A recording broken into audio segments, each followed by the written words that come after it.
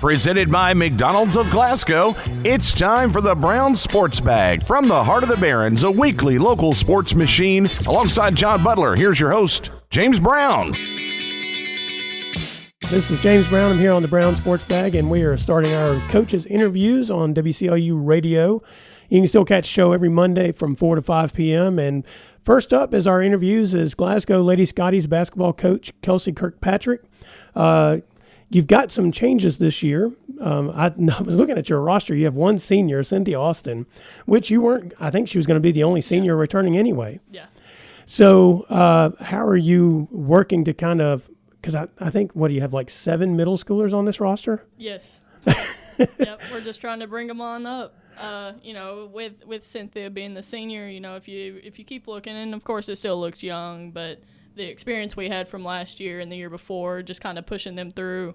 You got 4 sophomores, Kayla Kirkpatrick, Carly Hagan, Jordy Goodman, and Riley Strode. Mm-hmm. They've been carrying a big load of trying to develop these middle schoolers and bringing them up with us. I've always talked about attitude and effort. As long as you give us that, then that's all we can ask for. Everything else will just fall in place. So what are you, what are your focuses? Because if you have a young team, and really, you've had a young team the last 2 years. Mm-hmm.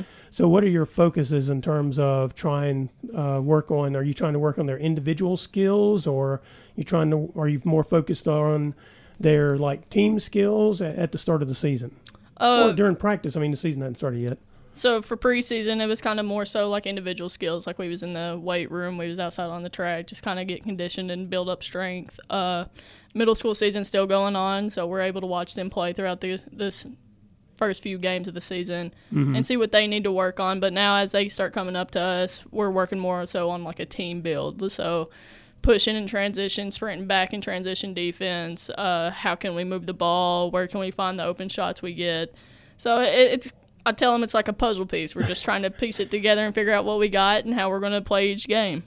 Yeah, you mentioned the middle school season because I guess it kind of ends, about the 1st of December in that window, which is how you end up with the middle schoolers on the varsity squad there. Right.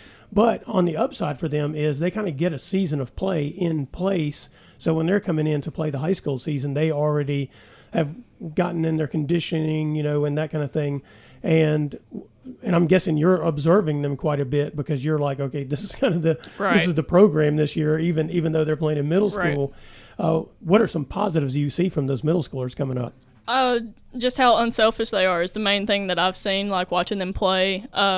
Having them up with us, it just shows pushing the ball in transition, getting it out, throwing it ahead. If you look at it, we have mainly guards, and especially with the middle school kids coming up, with the high school kids, it's mainly kind of a post set. But, Cynthia, if you seen her last year, if she got the rebound, we didn't hesitate. You push it, you go see what you can get.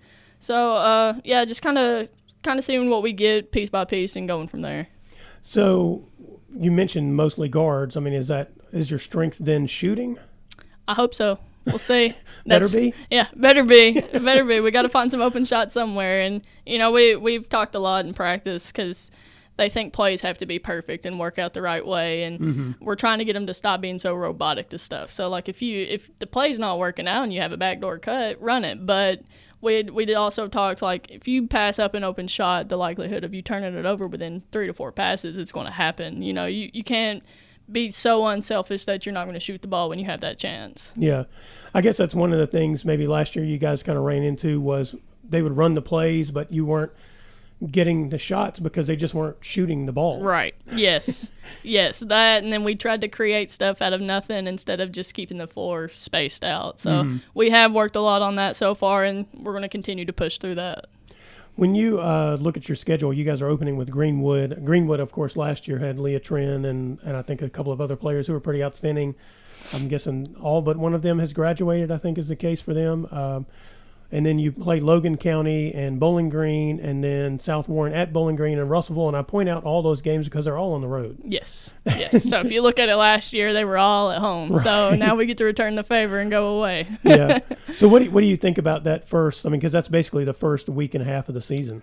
Playing on the road is always a challenge. And I told them this last year, we're looking for teams that's going to push us to be better. End game for everybody should be February, right at district tournament. So if you're pushing to get better and use these to see what we can work on and push forward to game by game, like we're going to figure some things out. It's going to be a little tricky at first, just seeing what we have once we do get middle school out of their season. But we're going to make it work. Is this a case of when you look at the first half of the season, especially prior to the Christmas break, that you are just trying to work players into a rotation? Yeah. So yesterday, Coach Brandon Stockton, the boys coach, he actually did me a huge favor, and he let us borrow some of the boys, and we were able to play somebody other than kids who know our plays, So that helped out a lot, and I was able to look at some rotations and see what we can run with and what we can do and what's going to work best for us. They came out a little passive and intimidated because, of course, it's boys. Yeah. But I tried to tell them, like, this is good for you. Like, these guys are like 6 foot tall. It seems like they're huge. So if you can make great passes against them, and if you can find the open shots and the cuts, like we're going to be okay. Well, and I mean, considering where the preseason, I see a lot of people think the Glasgow boys are going to be. It's not just some boys. It's actually supposed to be a pretty good team this year. Yeah. So Yeah. that they're out there working against. Yeah. Yes. Yeah. So I noticed just in the schedule that I printed out, there's no Christmas tournaments in there, but I'm going to guess you guys are doing something during that break? Yeah, Arbiters, I think they're trying to play with me a little bit. I can't figure it out. For those who don't know, you got there was a new scheduling system this year that all the coaches had to adjust to starting back in the fall, and there were some growing pains, and I'm guessing you guys are kind of experiencing this right now. Yeah, so I don't think we can put tournaments in. We can only wait until the tournament sponsor can put it in. Something I hope, anyways. If not, then I've messed up. But we will go to South Warren after Christmas break, or at the end of Christmas. And so then, after Christmas, between Christmas and New Year's? And then we're going to go to Breckenridge County to play them for that one game on that Saturday. Yeah. Do you know who some of the teams are you would see in that at that South Warren tournament? Off the top of my head, I know obviously South Warren will be there. Greene County, Owensboro, does that sound right? Maybe. Yeah. And Central Hardin. Okay. So a pretty good little group. Yeah. It'll be good competition for the girls, and I think it'll be a good little tournament. Now, are you guys doing the 2A this year? Yes, and that will be Logan County opening up. Okay, so that's that December 10th game. And I'm sure there's a way to fix that on the schedule too. I'll just pencil this stuff in. How about that? Yes, that'll be the first round of the 2A tournament for the girls and boys will be Logan County. Yeah, I'll get the schedules put on the WCLU Radio Sports. We've got a page set up for Scotty Sports and a page set up for Trojans and Colonels. So even though we're not going to have the score anymore the way it was, it's all going to be in the WCLU. So each school will still have its own page, and we'll have all that stuff on there. And our coverage will be in there, of course. We'll broadcast the games and all that jazz on the 103.1 station. So when you look at your district, because you play your first district game on the January 3rd against Allen County Scottsville, I think. You play Warren East on December 19th. Yep. That's right. And that one's actually at home. Yes, our one and only home game. When you look at your district, you have Warren East, you have Allen County Scottsville, and you have Barren County in there. I mean, what do you think about those teams this year? Playing in this district, it's always going to be a battle. I think I said that last year. I'm almost positive I did. It is. Anytime you play, and really anybody on this schedule, it's going to be a challenge and a battle and time to grow and improve. So as those games approach, we'll have to scout it, look to see what we can do, what we need to do differently, and move from there. But I think every game you play, it'll have to be a different kind of setup. Mm-hmm. Well, and I mean, you were talking kind of three very different teams, I think, in the district other than you guys. I mean, Warren East is kind of going to be very guard-oriented this year as well. I mean, I guess all of them are going to be guard-oriented, but Barren does have some inside presence. Yeah. Bigger than anybody else, and so that's going to be an interesting situation as you're talking about. What are your expectations for your team this year? The growth mindset, like I said earlier, attitude and effort will take you a long way, and watching how the upperclassmen have been pushing along and kind of showing that leadership, even at this young of an age, like it's been impressive. We'll just have to see, going back to that puzzle piece, we'll just have to see kind of what we can put together and what we need to do to be successful. You mentioned, we've talked about Cynthia because she's your one senior and your four sophomores there. Are there any of these middle schoolers coming up that you're thinking will have an immediate impact?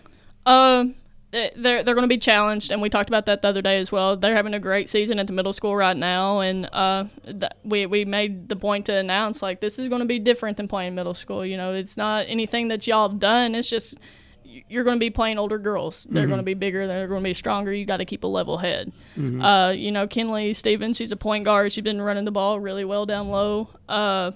Reese England, Kerrigan, Hagan, they can knock down some shots when you need them to. They can pick up on defense, and Natalia Lightfoot's also showed us some good defensive strategies in the varsity type practice. Okay.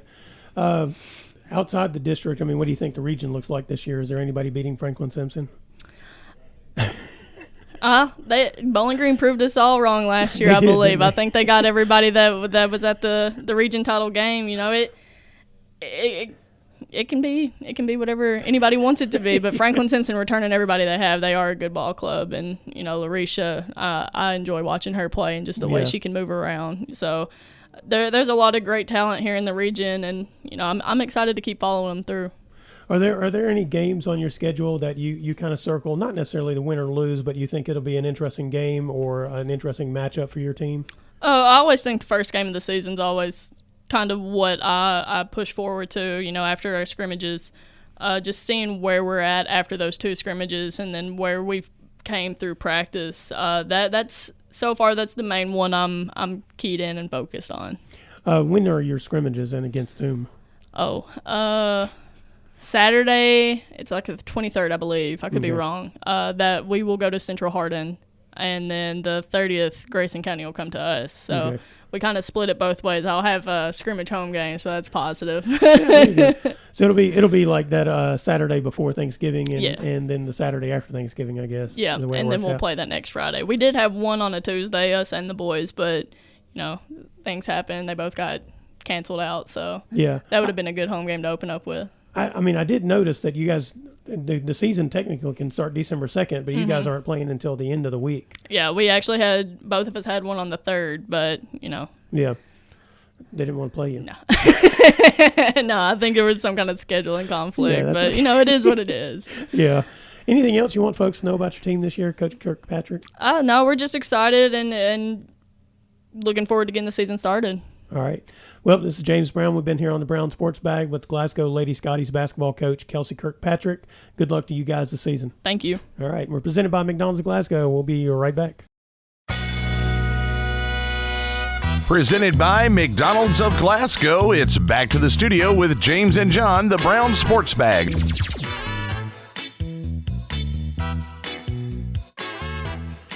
All right. This is the Brown Sports Bag back today. We are on WCLU Radio. More coach interviews. We have Barren County boys basketball coach Warren Cunningham with us today to talk about the Trojans' upcoming season.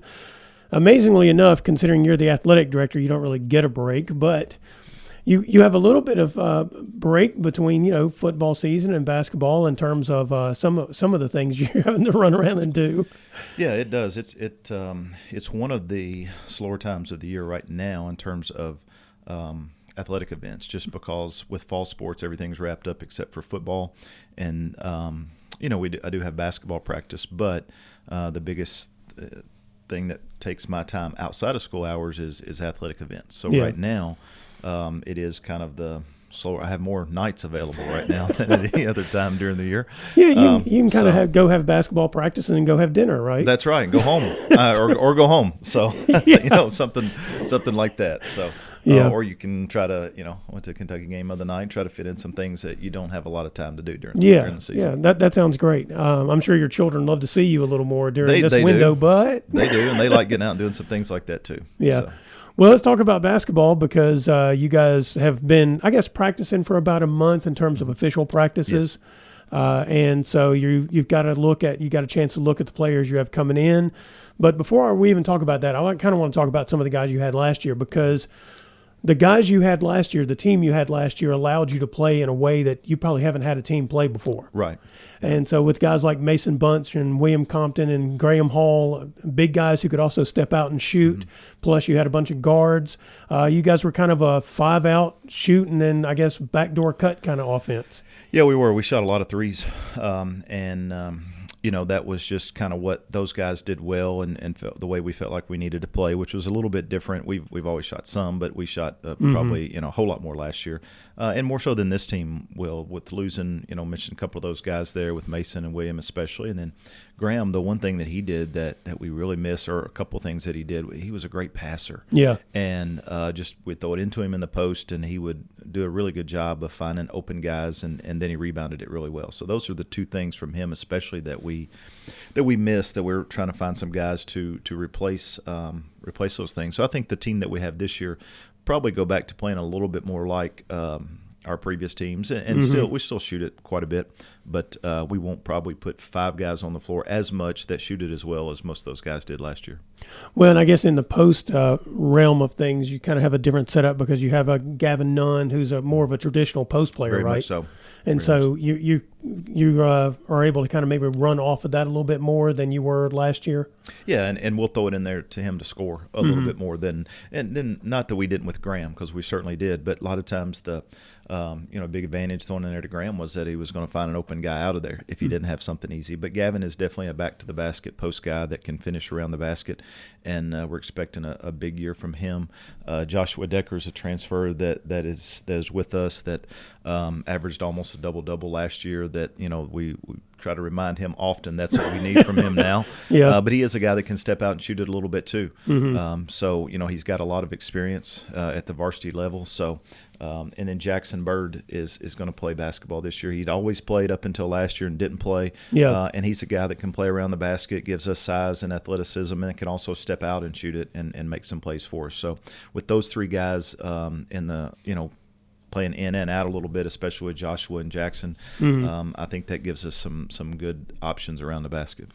And I think every coach always tells me you're going to be good if you have your guards back, which, you have your good guards. guards. Well, you had good guards last year, That's so I'm thinking that's the measurement, right? Yeah, it is. And we've got 2 really good ones in Bray Bewley and Tate Spillman that both they'll be 3-year starters for us. And Tate was second team All-Region last year. Kind of surprised me he wasn't in the top 10 players preseason on our region because he was, like I said, second team All-Region last year and had a really good season. And Bray has been very, very solid for us for 2 years. And I think and I know that he can score more if he's more aggressive offensively. And this team needs him to do that. So because he's that guy, he can do that, and we need him to do that more. But they're both just very, very steady in the way that they play, their demeanor, their consistency, and you like to when you have those guys coming back, makes you there's a little bit of comfort there, obviously with me and them, but also as the coach, knowing you got guys that have been through all the battles a couple times. Yeah, well, and one of the unusual things for you, and this was the case last year, is historically Barren doesn't have a whole bunch of guys who play football and basketball. Right. But this group has played football this whole time. I think all the ones that you mentioned have played football except for the transfer kid. Yeah. But everybody else is a football player. So you guys are – I mean, obviously you hope the football season goes for as long as they can possibly go. But at the same time, it kind of cuts down on some of that early season work in terms of making sure everybody's in the same rhythm and that kind of thing. But I guess it helps that they're also experienced basketball players. Yeah, it does, very much so. And also, I mean, we play some in the summer, and that helps also. Obviously, at that time, we were without Joshua. Waylon was hurt during the summer for most of it. So that's the only thing that I guess the biggest thing I'm not worried about. We can get them in shape quickly. That doesn't take long. Right. We can catch that. They know what we do. We can catch them up to speed on all of that. Just the cohesiveness will probably take a little bit of time with it being a new group, plus adding Joshua and Jackson's back in the mix. So I think that's the biggest thing is just the cohesiveness. But our football team has had a great season, and hopefully they can keep going here. You want guys that are winners. You want guys that compete, and those guys do that. So, it has been a little bit different with so many of those guys that play. We've always had a few, maybe 1 or 2 starters, here and there. But it's been obviously with this group, it's a large, it's a big chunk of our key components. Joshua has sometimes he's been kind of the only one of that group that's there. Cade Right. Hardy's kind of banged up a little bit right now, and he hadn't practiced in a few days. He'll be back soon. Jackson Reese is a guard that's going to help us, and he's recovering from an injury, so Right. still a little bit of time for him. So even some of those guys that are with us are not full go.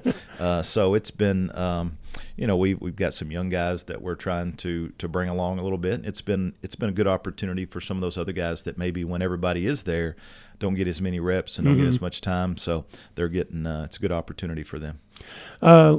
Let's talk about your schedule some, because you, as usual, don't mess around with your schedule, especially the opening week or so of it, because you're going to play Greene County at Greene County. That's your first game, December 3rd.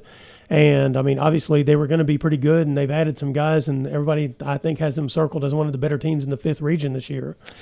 Yeah, they certainly that's what we've heard as well. We knew they were going to be good, and then they've added some guys that I was told at least those guys were really good too. So and obviously going up there always creates a challenge too. So we've always played a really good schedule, and that part won't change. And some of our opponents come and go a little bit, but we've tried to keep a good core schedule together for a long period of time, and our guys know that we're going to play good people. And that we're going to play good teams, and we've got the way we've always looked at it is that we want to be amongst that group. So right. you can't get there if you don't play teams and play quality teams, because when you get to the regional tournament, that's who we're going to play. Well, and then your first home game is the first Friday of the season, and that's Elizabethtown. So also another quality 5th region team. Caverna at Caverna on December 9th. Caverna is expected to be one of the better teams in the 5th region, basically the same team they had last year. Yes. And then district play at Warren East. And I guess on that front, how do you think the district shapes up this year? Well, when you look, of course, you always look at who returns what. Yeah. Obviously, Warren East and Glasgow both, I think, returned some very key pieces. They lost a guy or two that were important to them, but they also returned some really good players and some very key pieces. You look at Warren East with Prince returning, partially returning, and those guys that have a lot of experience. Bratcher that really shoots it well. So they return some really key pieces to their team, and obviously Prince makes their team go. One of the best players in our region, and with his ability, with his quickness and his ability to finish. You look at Glasgow and the pieces that they have with Martin and the guards. So they return some really, other than Walbert, they return most all of their team. Yeah. And both of those teams caused us some problems last year, both from matchup and athleticism. So I think those two teams return the most. And Allen's got they return a lot of their guys, maybe a guy or two that hasn't been playing, and then I think they got a transfer guard that's going to really help them. So as always, our district is very competitive because it doesn't always matter how much gap there is in the talent, and a lot of times there's not much. Yeah. So it just comes down to execution and how well you play on those nights. Well, I mean, and you mentioned Allen there. I mean, last year you guys kind of learned a lesson playing Allen. I mean, you saw that. Yeah, I mean, and so you just can't take any district game for granted, can you? No, and they're such rivalry games. Yeah. Us and Glasgow obviously will always be our biggest rival, but I mean, we have a great rivalry with Allen. We're their biggest rival. So we have to sometimes you have to remind our guys of that because it is such a rivalry game, and we've developed. I think anytime you're in the district with somebody, it's gonna it kind of ratchets it up a notch or two, Right. Because we always had good games with Warren East, but the intensity level of those games have gone to a whole nother level in the last 2 years. They have indeed. So we have a lot of really good rivals on our schedule, but the district games and what's at stake too, that always adds some intensity to it, and so it just comes down to how well can you handle those things and how well you execute and play on those nights. So you guys are taking a Christmas trip. Yeah. To Las Vegas, I hear. We are. Yeah. So tell me, how does a trip like that come about? Because is this the first time you guys really done a trip like that?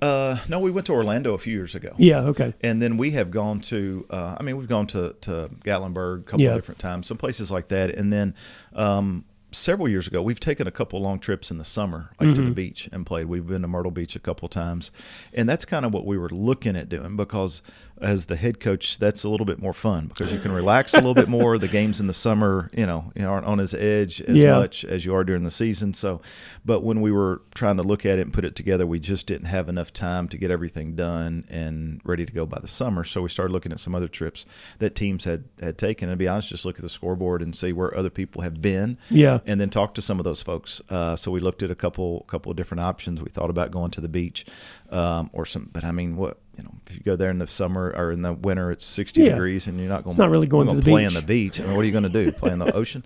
So Vegas was one. Clinton County took this trip a few years ago, and I'm pretty good friends with Todd Messer. That's maybe hard to believe, but so I talked to Coach Messer a few times about it, and I reached out to this guy, and we just kind of started working on it. And as far as the finances part of it, it's really not much more expensive than going a lot of other places. Yeah. So started working on it with our parents and fundraising, all that stuff, and our guys are excited about it. Everybody seems to be really excited. There's about a little over 60 of us that are all traveling together, as far as players, parents, and some other family members and stuff going. So we're all flying together, staying together, all that sort of thing. So we're leaving on the morning of the 26th, the day after Christmas, and we actually play that night, which is not ideal, but it's just the way that the tournament was set up. So, but we play that night, and we're going to play 4 games while we're there. It's going to be a 16-team tournament. I don't have the bracket yet. I should be getting that pretty soon. And then we're off. We have a day off there, so we're going to do some different things. I know some families are going to do some different things. We're going to go to Hoover Dam, which is close by. Oh yeah, and, that'll be neat. I think some of us are going to take a trip to the Grand Canyon on the day that we have off. So we're going to do some really neat things while we're there. And our guys, I think that's neat that we can do some different things and go places that most of them have not been. And sometimes you don't get those chances very often to do some things like that. So we're excited about it, not just from the basketball part, but from the part of being able to get away and take a trip like that. Now, as far as like the basketball arrangement, is this sort of like when you go to Gatlinburg and you're in a big old building and there's like multiple games going on simultaneously, or do you have any idea? I don't know that for certain, but Las Vegas High School is the host, and I'm pretty certain it's going to be at high school gyms. I don't know if all of them are going to be there at Las Vegas High School, but I do know they're the host. That's who I'm going through and contacted on that. So and it's usually teams from a lot of different places. This was a tournament that I think Hoptown played in it last year. Terry Hayes, I know him a little bit, and he and I talked about it as well, because he kind of gave me a little information on some things that they did, and sometimes on places like that, it's things not to do also. So, that's valuable advice. That's exactly right. So I've never been to Vegas. Most of our guys have not. I've got a few folks that have been, so it's should be a good trip. Yeah. As far as your schedule after Christmas, I mean, it kind of gets into that routine, doesn't it? That you play every Tuesday, Friday, and sometimes Saturdays. But are you doing one of those one-day things this year as well, like you do, where a bunch of teams come and play? Yeah, we are. It's on Saturday, December 14th. It's the day that we play LaRue. Okay. So we have 5 games that day, and off the top of my head, I can't list them all. That's all right. But we're playing LaRue. I do know, maybe I can. I don't know. Bowling Green and Adair County is the last game. They're going to play the final game after us, which that's really 2 high-level teams. Yeah. Glasgow is playing Hopkinsville, I think, the game before ours. Greenwood plays earlier in that day. So we've got Warren East is playing a team out of Tennessee. So we got 5 games that tip off around maybe 11 or 12. Okay. I can't remember right off the top of my head. Yeah. But it's our Don Franklin shootout that we've had for several years. That we've had some good teams and good players there. And, should be another guy who plays for the Houston Rockets. Yeah, that was there number 3 pick in the draft. So, and Adair County had, they're probably a top 10 team in the state. With the guy, they returned their whole team off of a team that went, advanced in the state tournament last year. And Bowling Green's always really good as always. So that should be a really good event. Yep. Anything else you want folks to know, or I forgot to ask you about here? Well, I did forget to ask you about your scrimmages. When do you have scrimmages? Well, our first one's on the 19th at home against Bardstown. So it's a little bit less than 2 weeks away. And then that Saturday, the 23rd, we go to Russell County and we scrimmage Southwestern. They're having a little one-day jamboree there, and we're going to scrimmage Pulaski Southwestern. So those things will be here really soon. Yeah. But it's almost that time. So it's what we keep telling our guys. It seems like, I know as a player, it seems like 2 weeks is forever away. But as a coach, those times are a lot shorter. And you also realize, and we try to remind them when the season gets here. I mean, it hits and it's here. I mean, there's not much of a break at all. And when it starts rolling, it goes.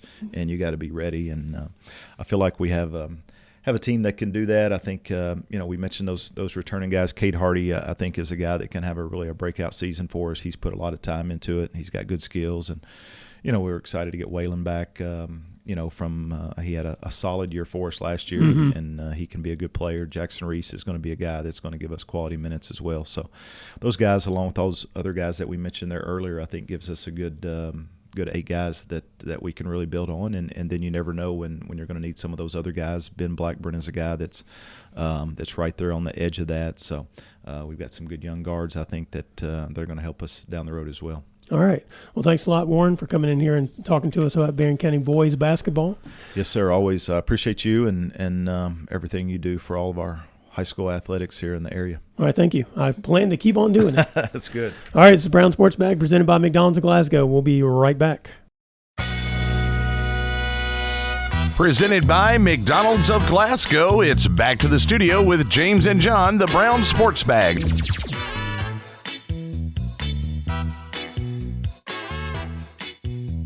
We are here on the Brown Sports Bag to talk a little bit about some high school football. Barren County did an incredible thing on Friday night. I say incredible only because history says they don't do it very much, and that's win a first-round playoff game. As a matter of fact, they've only done it once before, in 1992. Isn't that right? Yeah.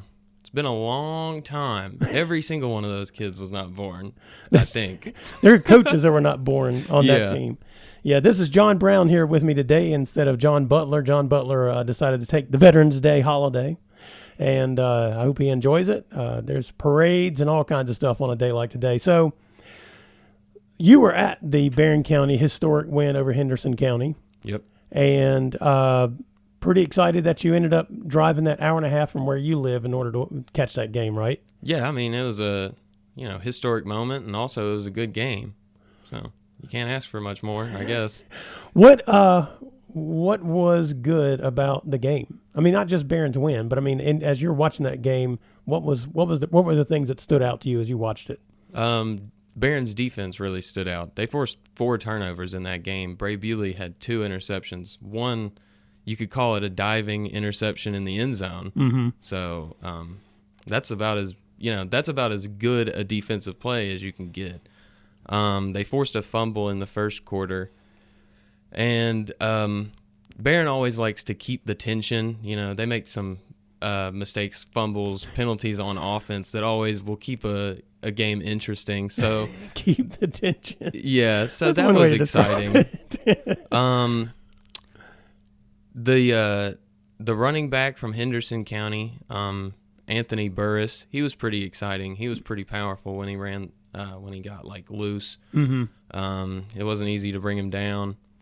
But Dalen Thomas's 10-yard touchdown run, that was a very exciting single play. Mm-hmm. He broke a couple tackles and reached for the end zone and barely crossed it. That was, plays like that always make a game fun to watch. Yeah.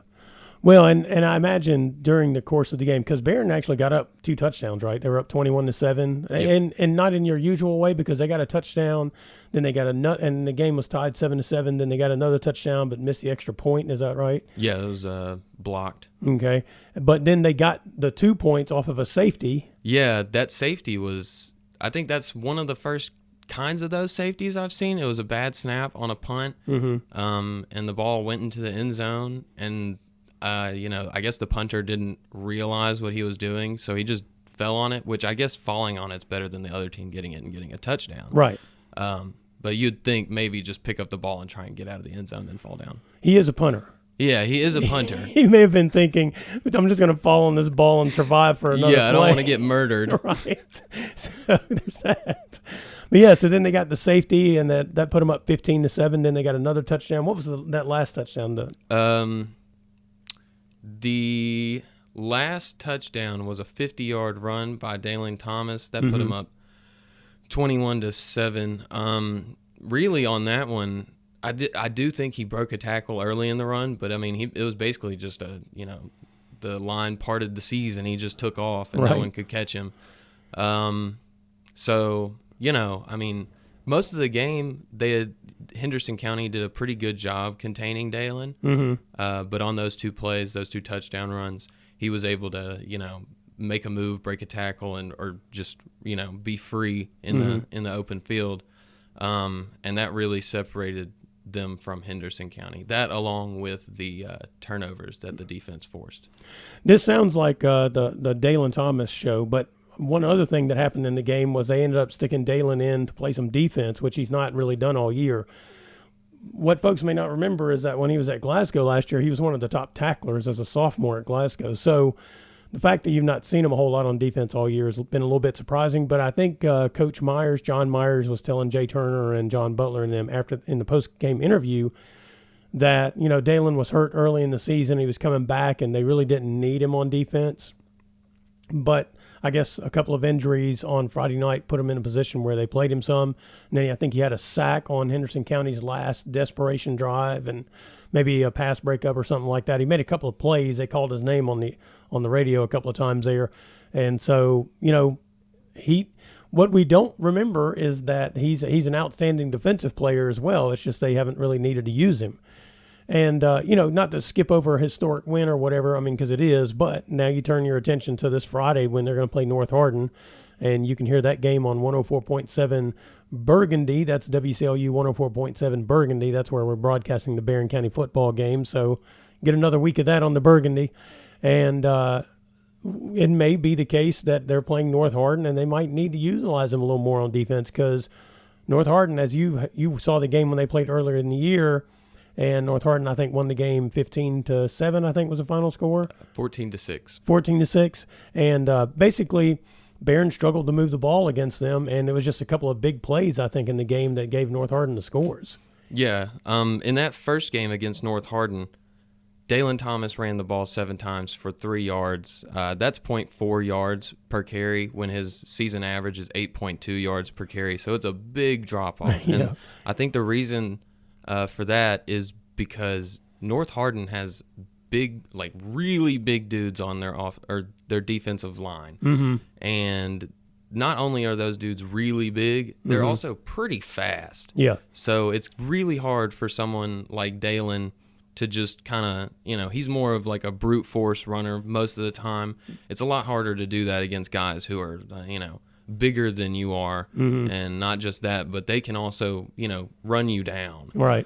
And I think that was probably a big ask of Barren County's offensive line as well. I don't think they've played anybody that has that kind of defensive line. I don't think they played anyone like that before. I don't think they've played anyone like that since. Yeah. So I do think they're going to have to try and figure something out that's a little different than their usual go-to offense, because in that first game, they had 116 total rushing yards, and running is their bread and butter, because they averaged 230. So that's half of their offensive yards were, just nullified by North Hardin's big defensive front. So they're going to have to find a way to probably pass the ball a little more, but they are still a run-first offense, so they're going to have to establish the run somehow. Yeah. Well, and you're right about the pass, and maybe it's one of those situations where a lot of times what the other team knows about you because you've already played them and you know what they're watching on tape. And maybe that first or second play of the game is one of those where you break out something unexpected on them. Maybe, a wing screen or tight end screens or, just drag routes or just anything to kind of get them thinking they know what you're going to do, and then maybe try to get them on their heels so you can get a big play early and kind of change the tone versus when you played them the last time around. Yeah. Also, in that first game, I believe they only had one fumble, But they did get a lot of penalties on offense. They're going to have to cut that out against North Hardin. They also had a bunch of offensive penalties against Henderson County. It's kind of a theme for Barren to, get false starts or, illegal formation, whatever it is.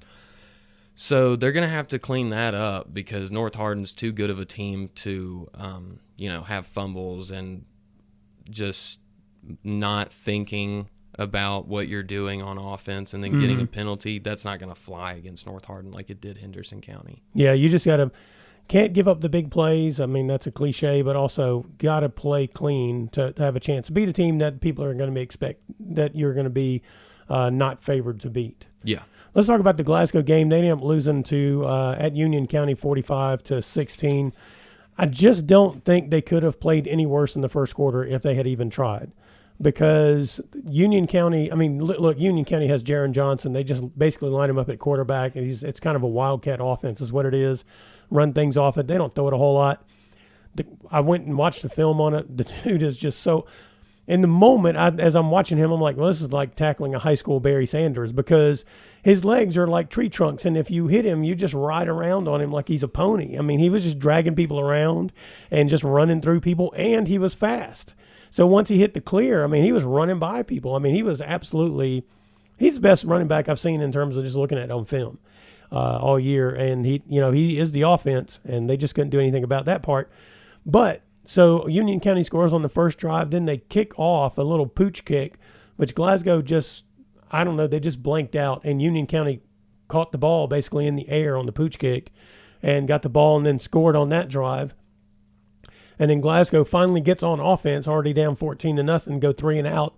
Union County scores on their next drive. And then after that, basically Glasgow did a pretty good job of just stopping them. I mean, it stayed 21-0 until right before halftime, and Union County kicked a field goal to make it 24-0. And then Glasgow came out in the second half and scored on their first drive. And it's like, oh, okay, they have a chance to get back in this game. They try a pooch kick. They don't cover it. Union County recovers the thing. And so they tried to pull the same trick, and it didn't work out for them, and Union County scores on that drive. And then it's like, oh, well, that's it. I mean, it was just pretty much over. But Glasgow just did not play well out of the gate and just got in a hole, and they just couldn't afford to do that. So, it's a tough end to the season for them. They ended up 5-6, which I think is their first losing record since 2009, I think. And they may have been 6-5 in 2009, maybe the first losing record since 2008. So we're talking 15 or 16 years since they've had a losing season record-wise. They did close the season better. I thought they had a real chance of going over there and playing because their defense are winning the game even because their defense had played really well. The win over Somerset was an outstanding win. And, it was just kind of a sad situation for them to lose the way they did considering how well they played it at the close of the season. Yeah, it did look like they had turned the corner against Somerset. I was really surprised actually by the final score of the Union County Glasgow game, just because of how much better Glasgow looked against Somerset. Mm-hmm. And I mean, their defense all year basically has been really good. They just had struggles on offense, which puts a lot of pressure on the defense. Yeah. And so, sometimes they bend and they break and whatever. But yeah, I really thought they had turned a corner, and I guess sometimes you just don't come out ready, and that happened. Yeah, the other team has some plays and they execute them perfectly, and you just don't, and that's the way it goes, and it's the way it went, and so that's the end of the season for the Scotties. All right, this is Brown Sports Bag presented by McDonald's of Glasgow. We're going to take a quick break and come back and talk about the Caverna Colonel. Presented by McDonald's of Glasgow, it's back to the studio with James and John, the Brown Sports Bag.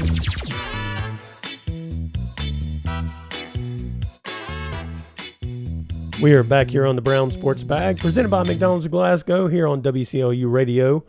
You can catch us every Monday from 4 to 5. Usually it's myself, James Brown, and John Butler, but today it's John Brown because John Butler decided to take Veterans Day off.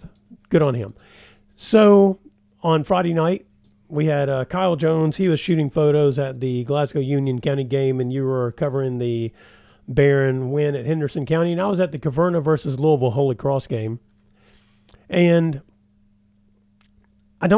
Well, a couple of caveats here. One was 2 of the players for Caverna were not playing, one of them being Jalen Crane, who usually plays basically center field safety for the Colonels. And Louisville Holy Cross, whom they were playing, does not generally throw the ball a whole lot. They have a guy, his name's what? Jamari Pennebaker. Yes, they like to give him the ball a lot. Yeah.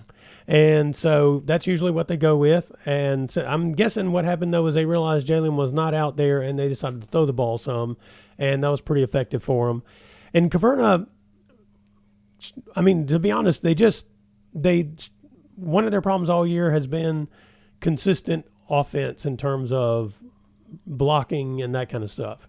Now, they're better than they were last year, and they've gotten better as the season's gone along, but that's still – against a team like Louisville Holy Cross, who plays a tough schedule in a tough district, they're used to that physical nature up front, and Caverna was struggling against that some.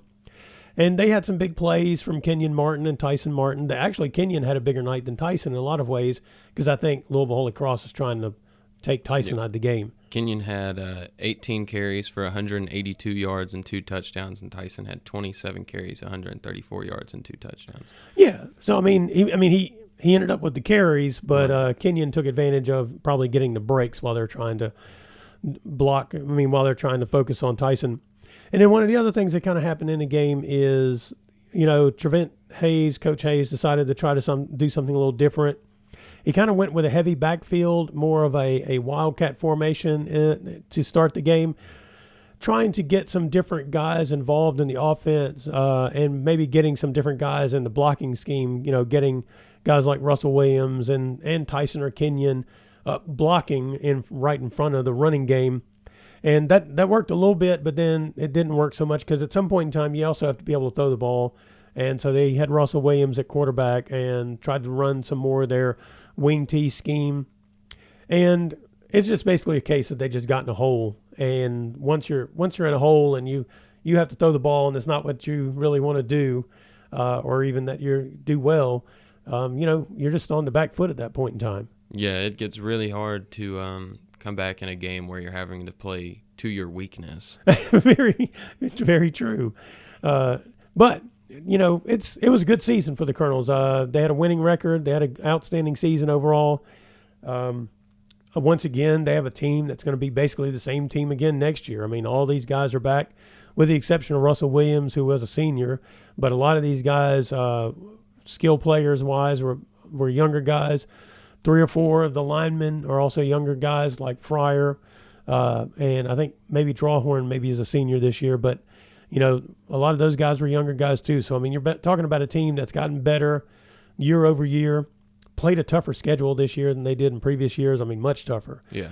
And, the lessons learned from those situations, hopefully when these guys, because next year's the year, the Martin twins, Jalen Crane, those guys are seniors. I think Cortavian Maxey and Fryer will both be juniors next year, but you're going to have a senior team, and now this is when you really need to make that run. Yeah. I think they can. Really the only team in their district that stands in their way of another district title 2 and 3 years is Russellville. Mm-hmm.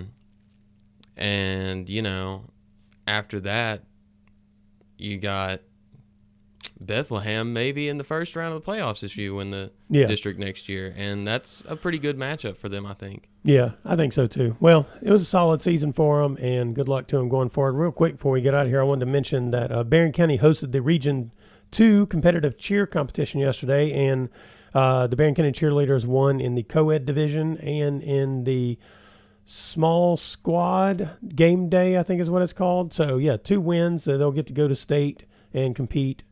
Maybe that's next week. All right, the Brown Sports Bag presented by McDonald's Glasgow. We'll be back next week.